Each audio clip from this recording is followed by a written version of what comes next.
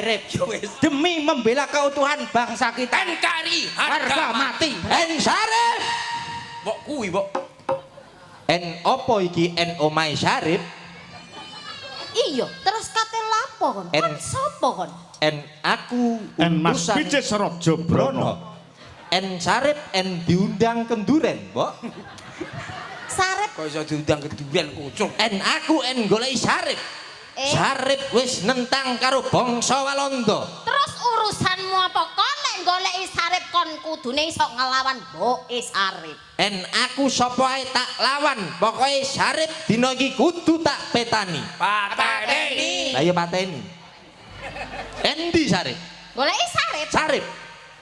Sarip. Apa bantre ra mendingan. Sarip. Ya, Mbok. Iki lho, sing kate diadepi awake. Rip. Apa? Aku wis mateni wong 5.